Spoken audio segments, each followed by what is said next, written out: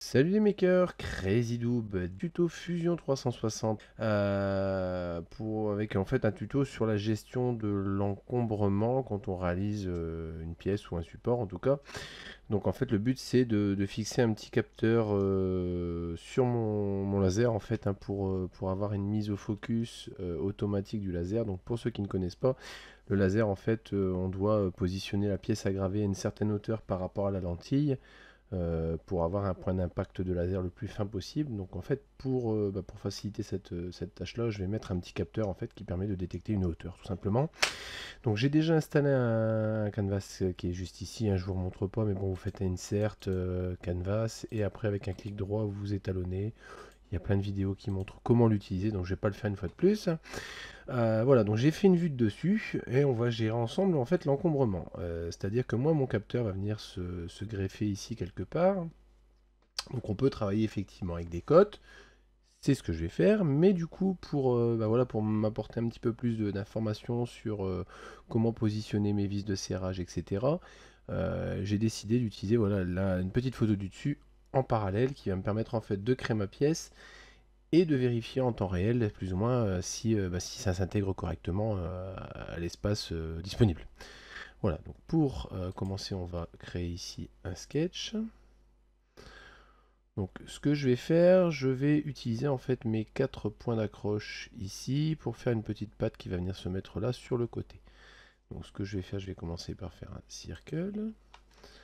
Donc ici je sais que ce sont des vis M3. Donc je vais faire des trous de 4. 4. Là je les positionne grossièrement. Ça veut pas dire en faisant des gros mots, hein. Et après, je vais venir coter tout ça tranquillement. Voilà, donc là, je vais créer des lignes de construction. J'aurais pu les faire avant, mais c'est pas très très grave. Line. Bon, je vous donne pas encore tous les raccourcis comme à chaque fois, hein. L pour line. Maintenant, on commence à connaître un petit peu. On va faire des coïncidences ici et ici. On va refaire un line. Hop, je vais juste faire ça pour être sûr que ça soit bien aligné. Normalement, il n'y a pas de souci, mais bon, ça, j'en ai pas besoin. Je vais faire un coïncident de ça là-dessus et de ça là-dessus. Voilà. Mais maintenant, je sais, d'après mes mesures, puisque le but, c'est vraiment d'utiliser et les mesures et les informations visuelles. Je sais qu'entre ici et ici, j'ai 15. Et là, j'ai 20. Et du coup, vous voyez, c'est bien de vérifier. Voilà tout l'intérêt de travailler avec les deux. C'est que l'étalonnage de la pièce est pas bon. Du coup, on retourne ici. Edit Canvas. Non, pas Edit Canvas, pardon.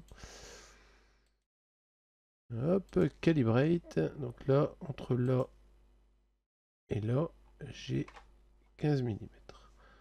Du coup, je peux retourner sur mon sketch. N'ayant rien verrouillé, je vais pouvoir le balader comme je veux. Donc là, donc la 20, on n'est pas tout à fait bon. Donc du coup, je vais étalonner sur la verticale. Donc, calibrate. Entre là et là, je dois avoir 20 mm. Voilà. C'est qu'en général, on étalonne plutôt sur la plus grande des cotes. Voilà. Donc à savoir que le visuel, vous voyez, ça reste approximatif, hein. On a la déformation de l'objectif, etc. Pour peu qu'on ait pris la photo un petit peu de coin. Et voilà, on sait que de toute façon, ici, on aura bien les cotes qui ont été relevées et le diamètre des trous. Voilà. Du coup, on va pouvoir continuer un petit peu notre dessin. Donc on va pouvoir faire un rectangle ici, que je ne vais pas coter volontairement puisque je vais l'aligner après par rapport au trou. Ensuite, on va ici schématiser donc avec une ligne de construction le diamètre du capteur. diamètre qui est de 12 mm. Donc on va venir le placer grossièrement ici. Voilà, 12 mm. Voilà, donc ça me permet de voir que je ne touche pas la couronne ici, cette partie-là. Ensuite, je vais pouvoir ici venir faire une pièce un peu plus grande. Donc on va faire ça par exemple. Échappe, on va faire X pour le passer en ligne classique. Donc là ma pièce elle risque d'être un peu embêtante. J'ai un diamètre de combien? 21, ça fait peut-être beaucoup. On va mettre 18. 18, ça fait 4 mm en plus. Ouais, ça fait une bague qui fait 2 mm autour du capteur. C'est plutôt pas mal. Ouais, c'est pas mal. Bon, à savoir que la courroie sera de toute façon plus basse sur la machine que la bague du capteur, hein. Donc on peut même se permettre éventuellement de monter à 20. Ouais, non, il n'y a pas de souci. 20, c'est peut-être mieux. Ensuite, on va venir faire un fit to point spline. Donc on fait... Voilà. Donc, de toute façon, on viendra retravailler après. On va juste le passer en ligne classique. Voilà, donc le but c'est voilà, c'est de donner une forme qui apporte une certaine résistance. On va faire ça là également. Voilà. X. Voilà. La forme me semble pas mal du tout. Je me demande si je peux pas l'agrandir un tout petit peu. L'idée me plaît assez. On va savoir que ça, on va le réduire un peu. Hop, on peut faire ça par exemple, ça me paraît pas mal. Là pour le moment, voilà, je le travaille vraiment visuellement. Après, je viendrai coter les différents éléments en fonction des besoins. Donc là par contre, voilà, je dois bien rester ici en dessous de la petite patte parce qu'en fait cette patte là ici, elle sert pour la mise à zéro des axes. En fait, on a le capteur un capteur à proximité, enfin, comment on appelle ça? Bon, un capteur de proximité qui vient détecter une pièce métallique. Donc c'est le réglage de la position de la mise à zéro en fait, hein, tout simplement. Voilà, j'ai bafouillé un peu, mais c'est pas très grave. Vous me pardonnerez. Voilà, ici, ben ici j'ai presque envie de faire ça. L'idée me plaît assez. Ouais, quoi que ça sert à rien d'avoir une grosse section et une petite section après. Dans l'absolu, j'aimerais bien faire beau aussi, si possible.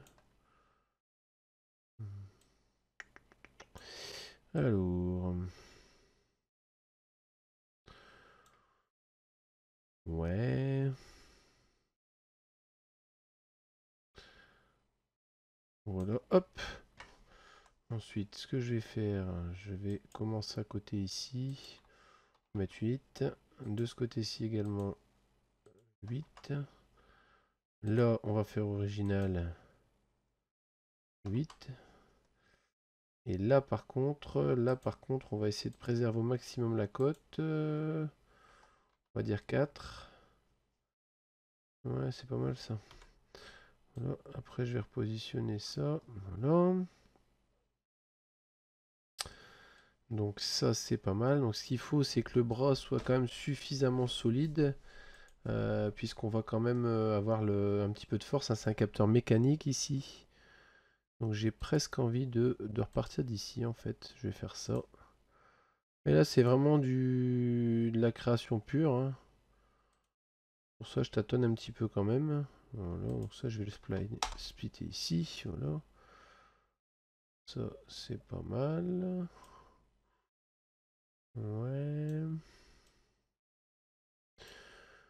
Ouais, ça pourrait éventuellement pas être trop mal. Est-ce que je peux éventuellement mettre un filet ici ou est-ce que ça va être compliqué? Ben, bien sûr que non, je peux mettre un filet. On va essayer de pas taper sur la plaque ici. Ben ça du coup je vais le supprimer. Voilà. Alors, ce que je vais faire un test d'extrusion, voir un peu ce que ça pourrait donner. Voilà. Ah, la ligne de construction. Edit sketch. X. Voilà. Q.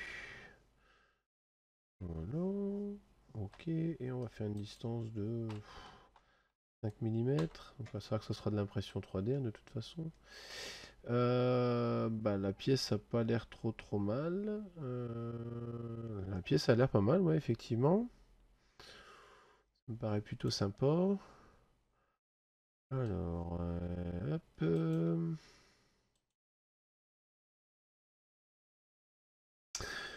On va réintervenir sur le sketch. Donc ça, on va supprimer notre extrusion. Edit sketch. Voilà, donc là, on va prévoir notre patte de fixation. Donc à savoir que notre découpe, on va faire un rectangle pour ça. Voilà, échappe. Ouais, non, ça va pas être pratique. On va le faire avec des lignes. Mince. Hop, on va faire un double clic, ce sera plus pratique. Je me dis que la ligne de découpe pourrait être par exemple là. Voilà. Ouais, ça a l'air pas mal ça. Donc on va mettre une perpendicularité ici aussi. Ensuite, on va mettre une dimension, que la découpe soit pas trop large non plus. Bon, 2 mm, ça me paraît pas mal. Ouais, c'est pas mal du tout. Ensuite, on va venir faire bah, les pattes de fixation. Alors la patte, on va la faire.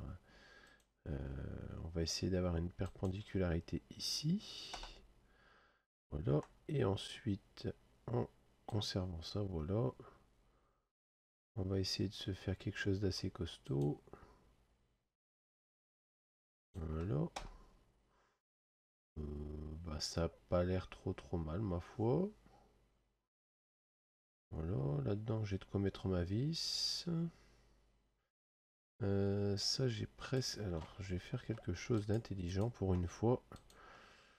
Je vais aller un petit peu plus loin pour m'assurer un peu plus d'espace pour venir insérer ma vis. Ouais, ça c'est pas mal. C'est pas mal du tout. Donc là, on va essayer de faire un hop sketch. On va les réafficher. Q. Donc on va essayer de pas oublier d'éléments. Toc, toc, ça. Ouais. Et bah c'est pas mal du tout ça, dis donc. On va faire une extrusion de 5. Voilà, du coup on a une pièce qui est qui m'a l'air cohérente.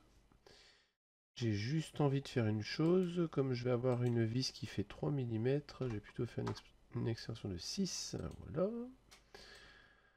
Je vais ensuite pouvoir créer ici la partie hop, line X, la partie où on va venir serrer le capteur en fait. Hein.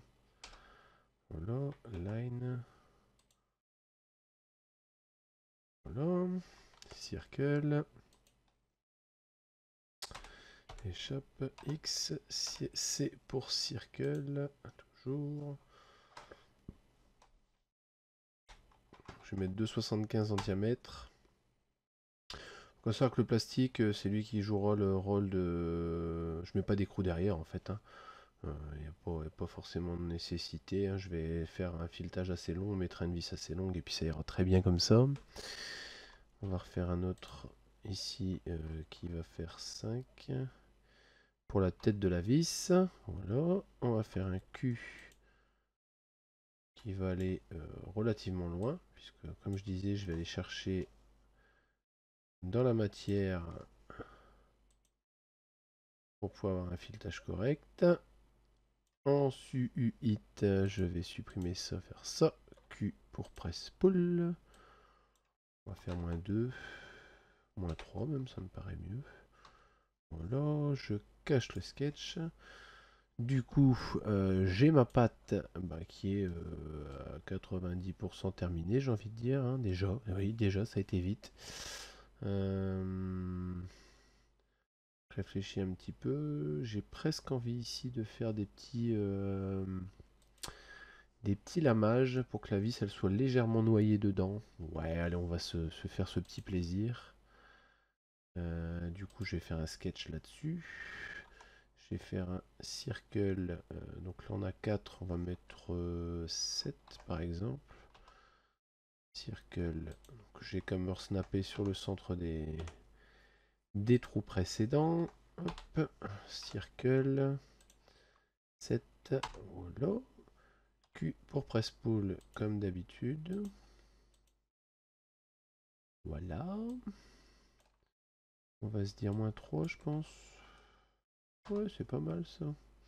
De toute façon, la plus grosse fragilité, j'ai envie de dire, c'est pas à ce niveau-là, hein, c'est vraiment au niveau du bras. Mais bon, oui, on a quand même quelque chose d'assez costaud, hein.